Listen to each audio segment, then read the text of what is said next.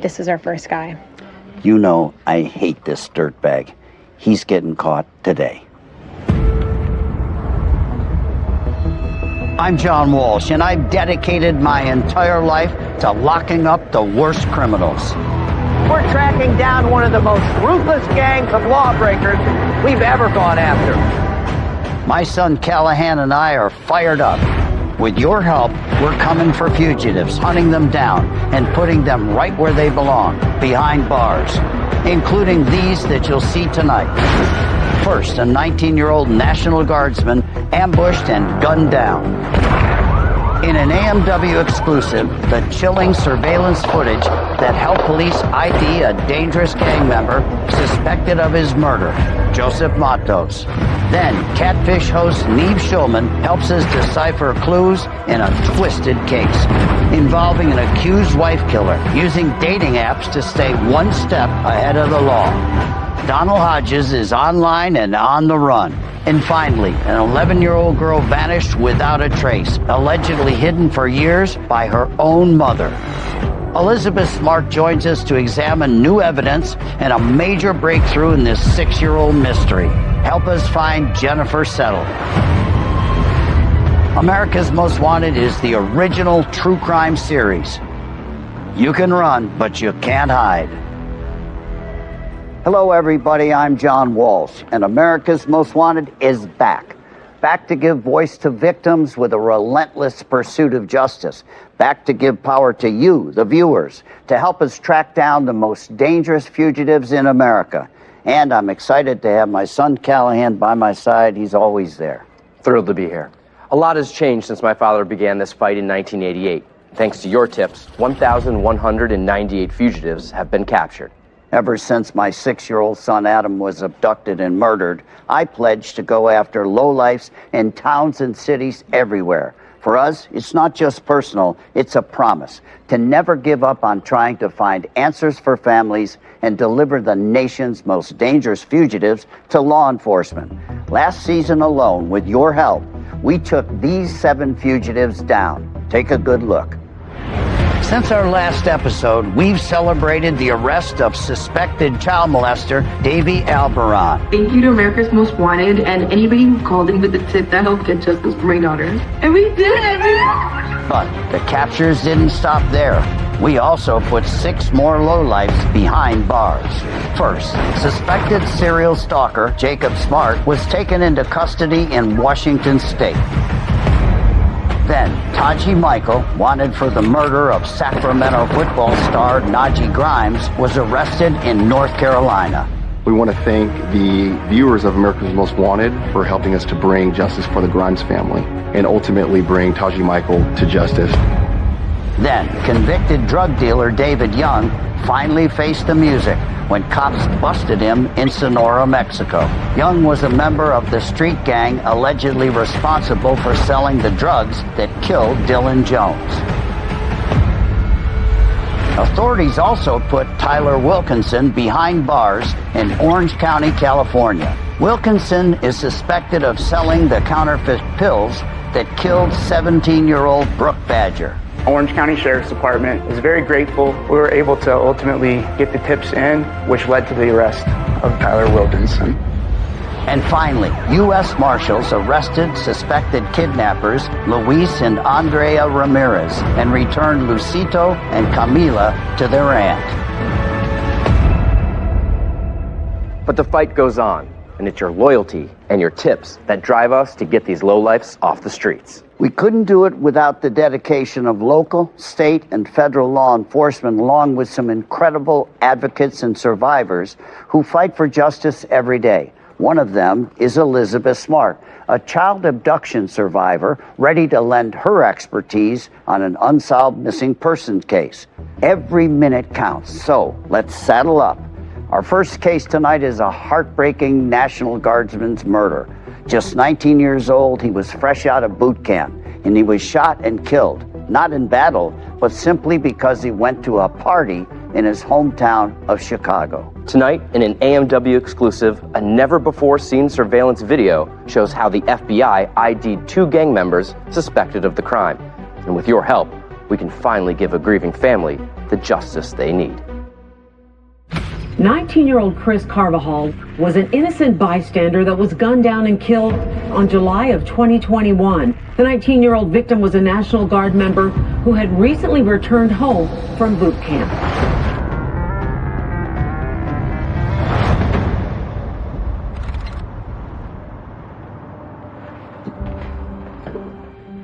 My name is Lourdes Lara.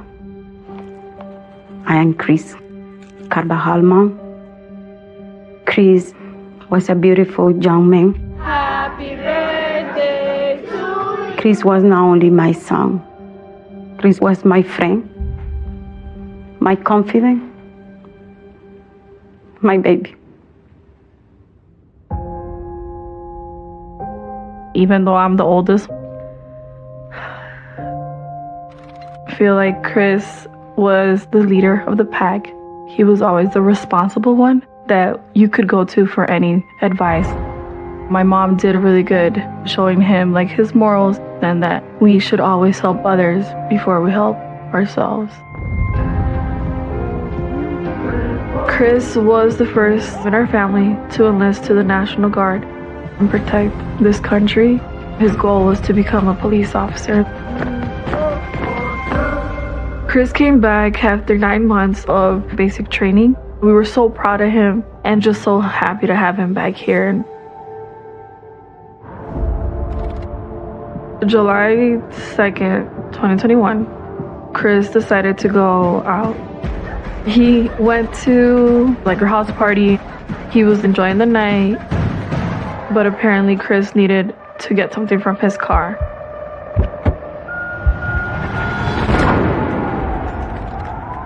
The initial 911 call was a person calling shots fired. They also stated that they observed a male laying on the ground. I arrived around 2:30 in the morning. There was crime scene tape and patrol vehicles with their lights on, cordoning off the area. Shell casings were discovered where the shooting occurred. Our usual procedure is to start seeing if there are any witnesses and also identify any possible video of the crime. Video from a private surveillance camera actually caught the entire incident. It shows Chris run down the street by himself. As he's approaching the intersection, a red car approaches. Chris continues south towards his vehicle. That red vehicle moves forward a few feet, and an individual exits the passenger side and begins firing a handgun.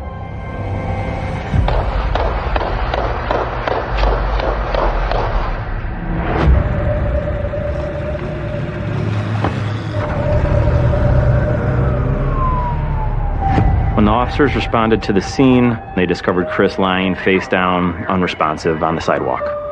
And they then transfer him to Illinois Masonic Hospital, where he's eventually pronounced deceased by the doctor. It was like 4 o'clock in the morning, and my sister called me.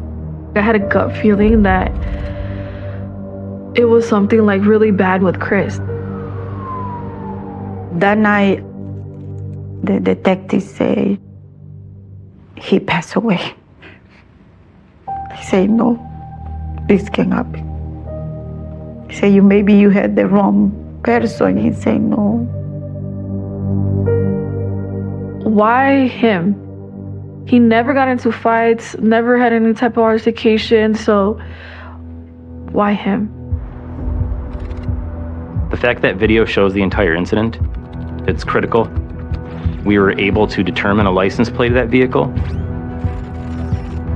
We were able to run it in the Secretary of State database. We then see who the registered owner is.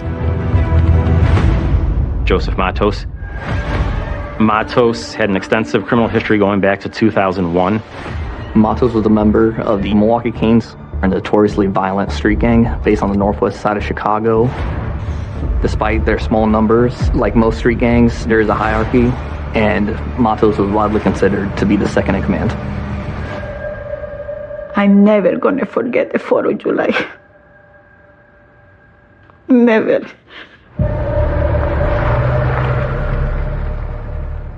To his killers, Chris was just some nameless random notch in their belts. But he has family. He was a soldier, a brother, a son with very big dreams and a bright future. Please, we need your help finding Joseph Matos. Take a look at these important clues. Matos is a Latino male, 42 years old, 6 feet 2 inches tall, about 220 pounds, and goes by the nickname Troubles. It's like this guy is begging to get caught. Check out the tattoo Most Wanted across his abdomen, and he's literally wearing a sign around his neck. M-Town Kings on the right side, and the tattoo 1300 on the left side. The FBI considers him armed and very dangerous, and they're offering a reward of up to $25,000 for any information leading to his arrest and conviction. We have other critical details about this case we need to share with you. Plus, we'll talk to someone who's been on the inside, a former gang leader, about what fuels this kind of violence. Stay with us. Coming up, we have a tragic story about a fugitive who will make you think twice before hitting like on a dating app. Neve Schulman from Catfish will join us to break down the risks of digital dating and how a dangerous predator could be hiding in plain sight. Plus, we've got a crucial new lead on a missing girl, allegedly taken by her mother after a bitter custody battle. But first, we need your help with this case. They say diamonds are forever, but not in this case, where 8 suspects robbed a jewelry store of $90,000 worth of merchandise in less than 20 seconds. It all started on January 6, 2025, at the Dubai Jewelry Store, located in the Greece Ridge Center Mall in Greece, New York. Watch as the first suspect leaps over the counter, immediately grabbing necklaces. Store employees try to intervene, but 5 more thieves rush in, overwhelming them. The suspects smash display cases with a baseball bat, snatch jewelry, and flee, all before security guards can stop them. 3 of the 8 suspects have been arrested. 5 remain at large. These scumbags wore masks and gloves. And take a look at this guy's sweatshirt design. Do you recognize it? If so, we want to know. Please send us your tips. Stay with us. We'll be right back.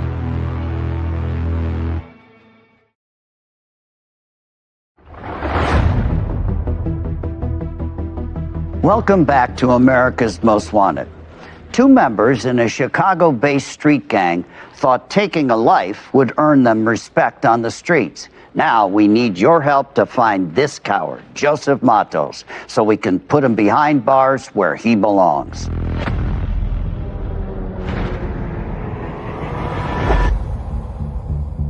Chris was on a right path in life. He did not deserve this. Once investigators identified Joseph Matos as the owner of the red vehicle, they quickly determined he was the driver during the shooting. But finding out who allegedly pulled the trigger took more work. Through grainy surveillance footage, cell phone records, and interviewing witnesses, detectives uncovered the alleged shooter, another violent member of the Milwaukee Kings, Gary Roberson. Carvajal had no ties to any gangs in the city of Chicago. Roberson allegedly shot at Chris Carvajal simply because he was at the wrong place at the wrong time. The Kings are notoriously violent. They've been known to shoot first and ask questions later. The shooting was a way for them to either maintain or increase their status within the gang. Charges against Matos and Roberson include a lot of different acts of violence. It was determined that SWAT would be best suited to do these simultaneous hits. While SWAT was getting ready to execute the warrants, Roberson stepped out of his residence and was ultimately taken into custody by the surveillance team. Unfortunately, Matos was not located. He's got a myriad of tattoos to include 1300 on the side of his neck, Heaven Sent, Hell Bound on his arms, and Most Wanted across his belly.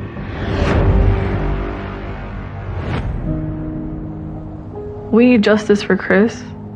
We were very proud of him. We will always be proud of him.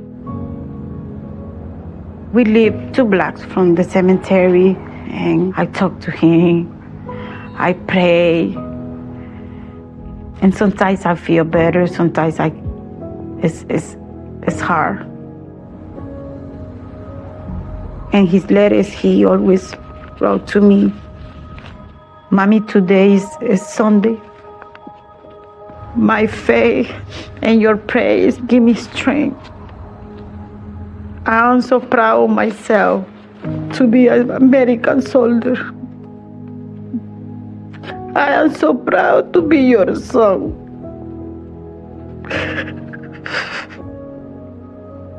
Thank you for everything.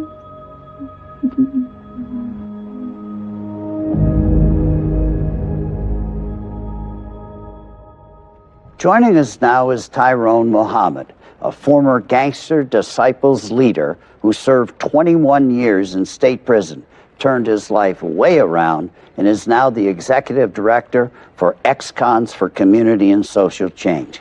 Thank you, John, for having me. Nice to have you here. Thank you. You know this case. Generally, what could lead to a situation like this? In this case, it seemed like a senseless killing. Do gangs do a random murder like that for street cred, to get credibility on the street? That does happen. From my understanding of evidence, I'm looking at a mistaken identity. Yeah. Where they was looking for someone in that particular area, and I think Chris fit that description. Yeah. And that's often how we operate. It's impulsive. We see somebody or we think that's a description, we go into action. And oftentimes you find out later that that was the wrong person. It's rather puzzling to me that it's his own car. It's just because it was too quick, too fast. That was something that Matos and them didn't even expect. Aha. So they could track him through the car, right? Absolutely. Well, how do you think we catch him? Matos, it would probably come from within his own clique in his own circle. Especially given the fact that now there's a reward out for his arrest. Someone from his own gang, maybe. The reward is big enough. It denotes the seriousness. And I know a lot of bangers watch this show. They watch it to see if their cousin's on it or some other gang, you know what I mean? Absolutely. We've watched it. Yeah, you watched it. I don't need to know your name, where you live. Just tell me where the dirtbag is and we'll go get him. Absolutely. Cal, tell us about this creep. Joseph Matos is a Latino male, 42 years old, 6 feet 2 inches tall, and about 220 pounds. Carvajal's murder occurred in 2021 in the Belmont-Cragen neighborhood of Chicago. He also has contacts in Los Angeles and Bedford, Texas. If you think you recognize someone who fits the description, don't approach him. Call 1-866-AMW-TIPS or go to amwtips.com. The FBI is offering up to $25,000 for information leading to his arrest and conviction. And remember, your tips are anonymous and your identity is protected. Coming up, a giant of a man with a violent past is accused of murdering his wife in cold blood, and he could be getting help from the people he meets on dating apps. But first, we need your tips to help us with this case. A brazen ATM theft in Toledo, Ohio. Watch as this maroon GMC truck, caught on surveillance video, drives up to the Toledo Urban Federal Credit Union carrying suspect number 1. Moments later, suspect number 2 arrives on the scene in a skid steer that was stolen from a nearby construction site. The perp then motions to the truck to loop around, making a critical error in the process, showing their face. But it's hard to make it out, so take a closer look. Watch as the skid steerer tries several times to knock the ATM on its side, damaging it in the process. After 90 seconds, the ATM topples over, landing perfectly in the next lane, paving the way for the maroon truck to barrel through, stealing the ATM and all the contents inside. The skid steer was recovered, but these suspects remain at large.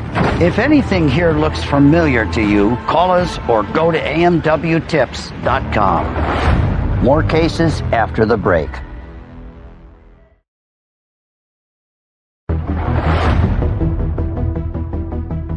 Welcome back.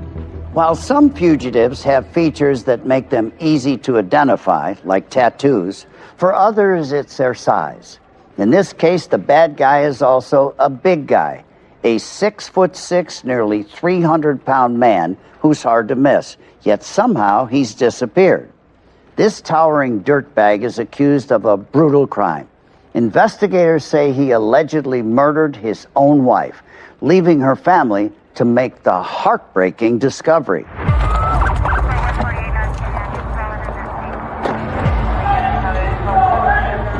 In the wee hours of May the 5th at 4 o'clock in the morning, there was a large man acting erratic. Sir! Hey! Sir! There's somebody in here! Take the door! Listen. During this incident, Charlotte PD had absolutely no idea that this person had allegedly just killed somebody.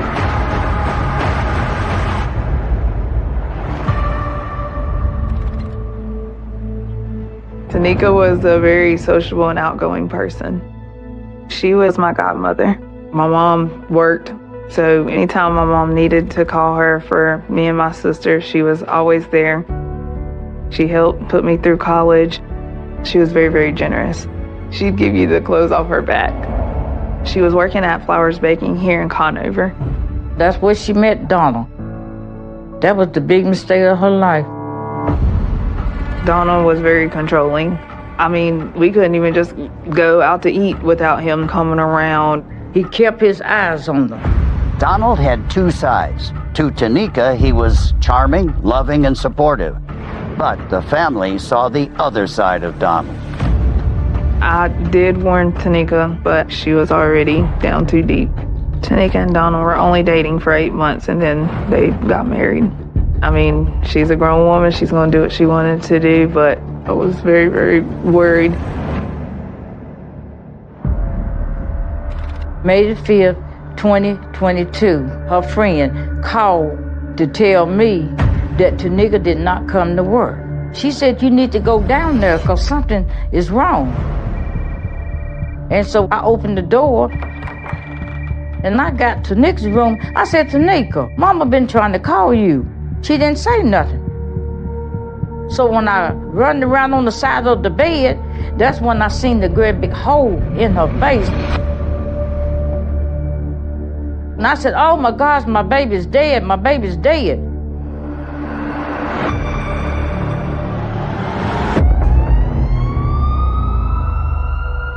I just remember pulling up.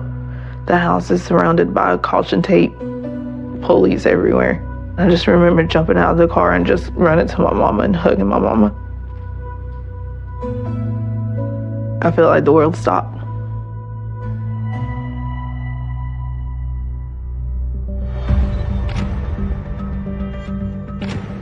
We found a couple different shell casings, and then we realized the whole house was covered under video camera. So this led to a major breakthrough in the investigation. The video revealed that Tanika arrived home from work on the 4th of May. Tanika was never on another video, coming in or leaving from the home. Later on in the night, when we think that the murder took place, Mr. Hodges left in a calculated state. When we took a look at Mr. Hodges' background, it was evident that he was a convicted felon. He had weapons charges, he had assault charges. So when we put all the evidence together, Mr. Hodges was immediately a suspect. But what investigators didn't know at the time was that 4 hours after Tanika's murder, Donald Hodges had entered a hotel 40 miles south in Charlotte, North Carolina. Hey, my water's out there, man. I got your water. He was acting erratic, scaring hotel employees, seemingly under the influence of drugs. Why are you sweating so bad, man? No judgment or anything. Have you taken anything tonight? Yes, I have. Okay. And when first responders on the scene asked him his name, he lied.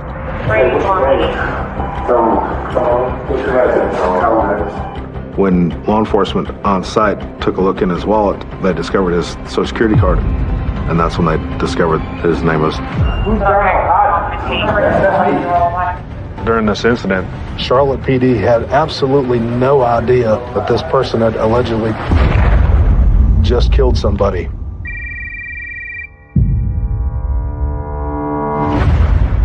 Donald Hodges is still on the run, and authorities need your help to track him down. Now, he's 6'6", 273 pounds, with a muscular build. He's bald, has brown eyes, and typically sports a beard. Hodges has distinctive tattoos, including an OG on his chest. Now, coming up, investigators discover the way this scumbag might be getting help while he's on the run by using dating apps. This guy could be lurking in somebody's inbox right now. But before the break, we need your help solving this case. The nationwide manhunt rages on for a Texas man accused of opening fire at a popular sports bar, injuring 3 people. It all allegedly began when 48-year-old Larice Evans, seen here in green, gets into a fight with not 1, not 2, but 3 security guards. A few hours later, Evans returns, now dressed in all black, but this time he's armed. The suspect fires 6 shots at close range, striking 3 people, including a security guard. When an off-duty deputy attempts to intervene, Evans allegedly turns and fires back, thankfully missing. Luckily, all 3 gunshot victims survived. Larice Evans is 6 feet tall, weighing 180 pounds. He has distinctive tattoos, including 2 on his forearms, 1 reading Hood, and the other Rich. If you have any information about him, call us or go to our site.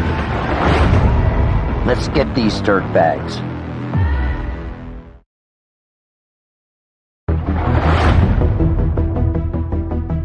Welcome back. When Charlotte Mecklenburg police responded to a disturbance at a hotel, they didn't realize they were staring down a violent suspect, Donald Hodges, a man who allegedly killed his wife just hours earlier. Now this dirtbag, who's facing first-degree murder charges, is on the run. And investigators have uncovered how Hodges might be staying one step ahead by using dating apps. When law enforcement entered a hotel in Charlotte, they discovered Donald Hodges. I feel like I'm about to pass out. He told the first responders that he wasn't sober and wanted help. He was escorted to an ambulance and taken to Atrium Medical Center. Well, it wasn't long, and he decided that he was going to leave.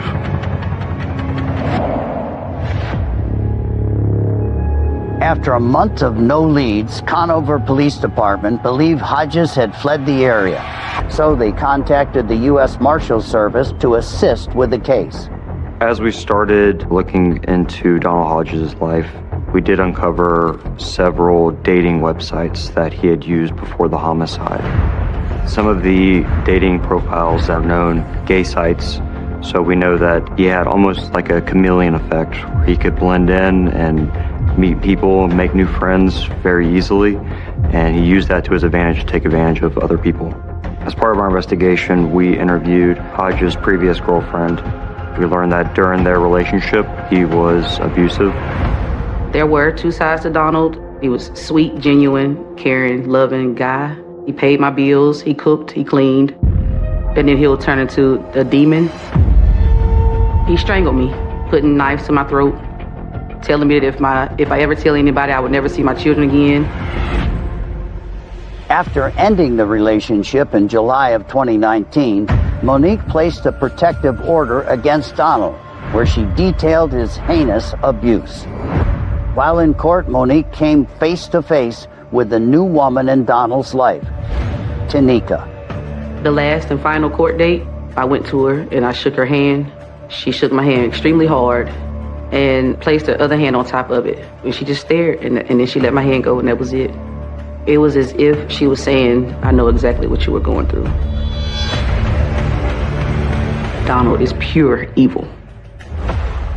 Bringing Donald to justice would be everything to me. He needs to pay for what he did. It would take all this pain away. All of it. Tanika meant everything to me. I want justice for her and to know that we didn't give up. Someone knows Donald Hodges. Someone has seen him. Someone is engaged with him. We did uncover that Donald Hodges was not active on any of his known dating profiles after Tanika's murder. But we believe that Donald Hodges is still using dating websites to meet both men and women. Possibly using a catfish method where he posts someone else's picture to his profile in order to evade capture. We need the public to be vigilant because he is dangerous and he is out there.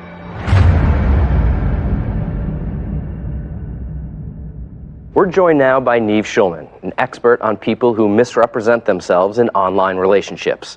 In fact, he documented his own experience of being deceived online that led to the hit TV show Catfish. With your expertise and knowledge in social media, why do you think Hodges is allegedly using these dating apps to stay on the run? Social media provides a perfect landscape for him to not only make new connections in any city or town he might choose to go to, but also establish emotional connections with people to then prey on their vulnerability and get them to help him out. So we know that Hodges is very good at winning people over, and unfortunately for Tanika, she learned the hard way that he can't be trusted. What are some of the red flags that you've seen where people make connections to people they don't really know? Let's start with something called love bombing. Oftentimes in new online relationships, people will very quickly give a lot of attention to this person in an effort to really get them to fall in love with them. Conversely, if someone's avoiding meeting up or talking on the phone or FaceTiming for too long, that's also a red flag. Right. What happened with me was I met a family through MySpace, ended up developing a romantic interest in the older sister. What we discovered was that the 14 different profiles with whom I'd been speaking were actually all the creation of one woman. All 14? Yeah. She had created this entire world to communicate with me and escape her reality. People who are looking to get your sympathy and attention will come up with big stories about how they're sick. They get you to then feel sorry for them, and oftentimes that then leads to money, which is the last big red flag. Once they see that you're willing to send money, then they start asking for more, and the asks get bigger. Sort of testing the waters with these low sums. The next thing you know, it's a few $1,000s. And if you say no, you probably won't hear from them again. But if you say yes, they'll just keep coming back. If someone sees Hodges, what should they do? They should report on the platform the profile in question. If see something, say something, doesn't it just apply to the real world? No, yeah, absolutely. Online, it's really important that if you do see something suspicious, you report it. Great advice. Appreciate you being here. Thanks a bunch. Hodges is on the move. Let's take a closer look. It starts in Conover, North Carolina, where he allegedly murdered his wife. Hodges may have moved north to Philly, where he has family. And there's New York City. Hodges reportedly brags about being from there and has family in that area as well. Take a look at him. Donald Hodges is 6'6", 273 pounds with a muscular build. He's bald, has brown eyes, and typically sports a beard. U.S. Marshals are offering a reward of up to $10,000 for information leading to his arrest and conviction. If you spot him, call us at 1-866-AMW-TIPS or go to amwtips.com. Coming up, an important update on a case we brought you 4 years ago involving a missing girl, a mother on the run, and a grieving father desperate for answers. You don't want to miss what's next.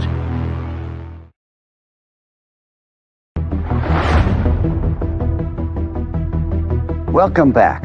Elizabeth Smart. You know her as a child abduction survivor. She was taken in 2002, held for 9 long months, and then went on to testify against her captors, which led to their convictions.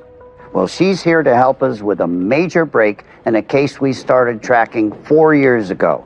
It's a case that has haunted a father for years. His daughter, McKenna Butcher, was just 11 years old when she vanished, allegedly taken by a person meant to protect her, her mother. The mother, Jennifer Settle, allegedly defied a judge's custody ruling, then disappeared without a trace, leaving McKenna's father desperate for answers. Jennifer and I first met in 2005. We hit it off very well. She knew what she wanted in life, and we both agreed we'd like about 3 children if we could. So eventually we get married. He adored her. This was his first marriage, and he had waited his whole life for her. Jennifer got pregnant with McKenna very early. I love children, so we were both very happy. But after a few months, she started to change mentally. She was very jealous and possessive. Jennifer insisted that Michael distance himself from any other female in his life. A lot of these things are just not normal behavior, but you get sucked in because you try to do things to keep her happy. When McKenna came along, Jennifer was very protective. Jennifer was very controlling. If she needed to hand something to McKenna, she would not allow me to do that. She insisted that McKenna must see it coming from her hand.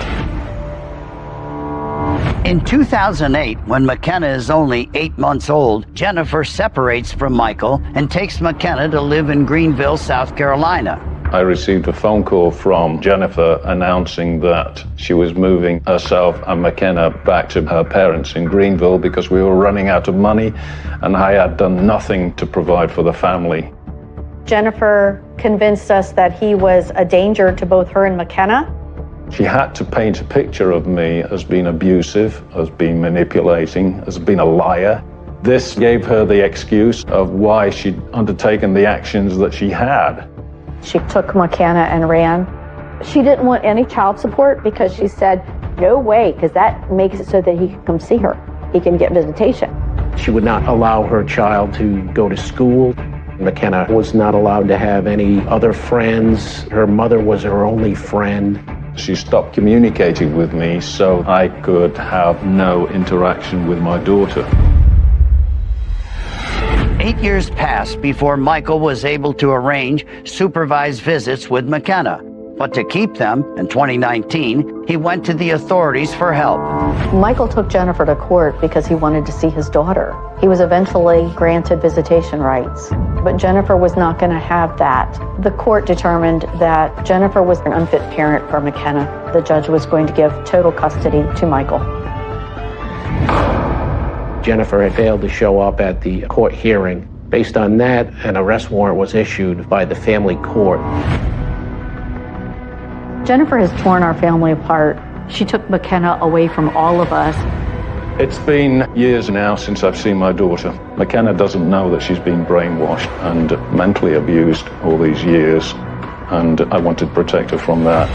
I've lost a child, and she's going to come back now as an adult. I'll never held her hand or helped her across the road or, done all the things that dads do. She's not had a normal life, and she's been cheated out of so many rich relationships. It's been heartbreaking. I just want to see my daughter again.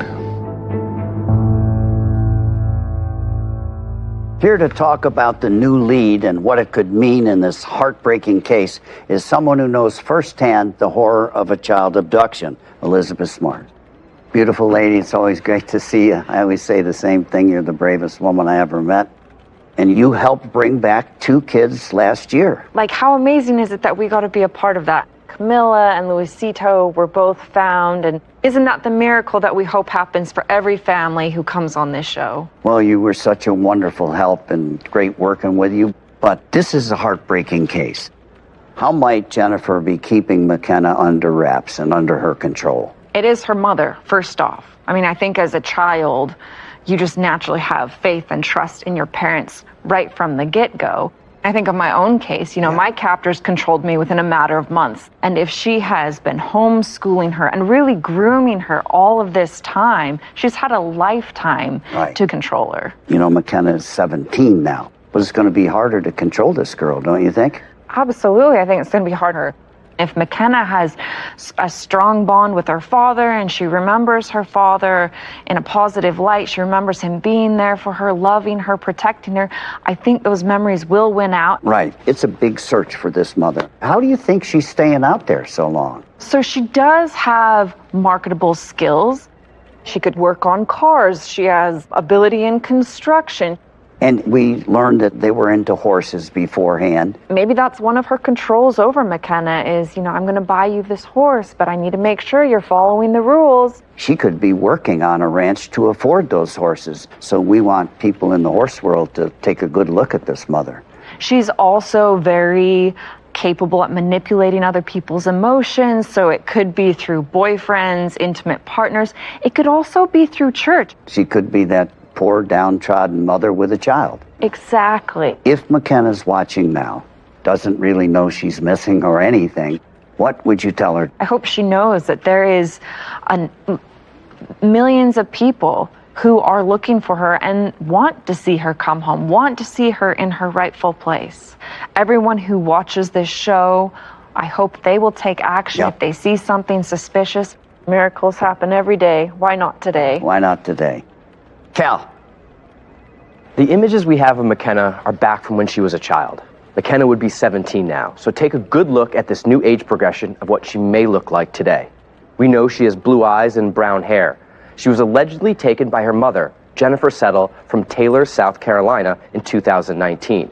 She has family in Greenville, South Carolina, but as we've just learned, she sold her vehicle to a man in a rural area outside Bozeman, Montana, so she could be living there with McKenna in that area.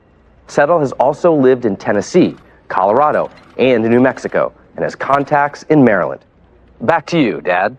Elizabeth, we're going to be seeing a lot more of you because we've got exciting news we want to share with you right now.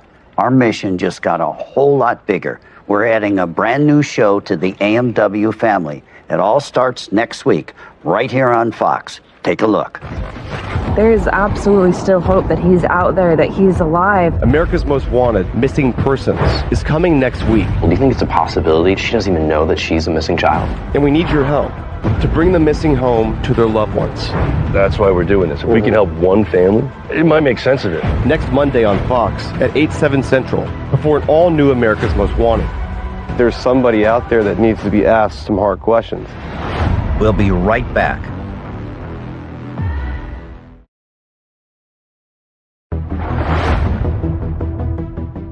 Let's recap some of our cases and the fugitives who need to be caught. Joseph Matos, or as he calls himself, Troubles, has tattoos that literally spell out Most Wanted. The FBI is offering up to $25,000 for the tip that puts him behind bars. Donald Hodges, this oversized lowlife, is 6'6", 273 pounds, and allegedly is using his charm and possibly dating apps to manipulate people into giving him shelter and money. He also has distinctive tattoos, including OG on his chest. U.S. Marshals are offering a reward of up to $10,000 for information leading to his arrest and conviction. And finally, take another good look at this age progression of McKenna Butcher. She would be 17 years old today. She has blue eyes, brown hair, and was last seen in South Carolina in 2019 when her mother, Jennifer, allegedly took her and vanished. We've now learned Jennifer sold her vehicle to a man outside Bozeman, Montana. If you have any information, don't wait. Call 1-866-AMW-TIPS or visit amwtips.com. Now, before we go, let's take a quick look ahead to next week and a fugitive we're hunting for. It was a brutal crime with a fiery end. A woman is found dead in her apartment, but the flames can't hide the truth. Now the hunt is on for her boyfriend, who allegedly turned their romance into a deadly nightmare. Thank you for watching. I'm Callahan Walsh. Stay safe, and we'll see you next time. And I'm John Walsh. Remember, you can make a difference.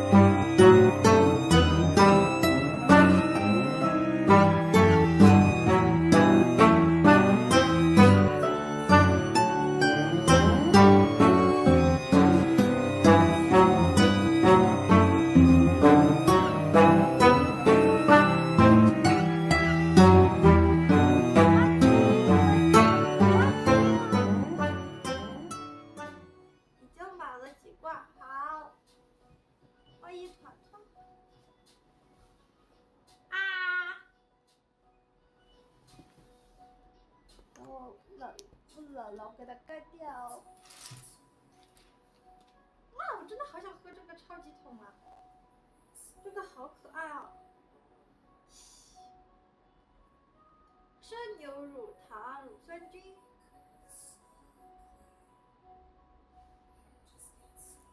今晚不回，不说。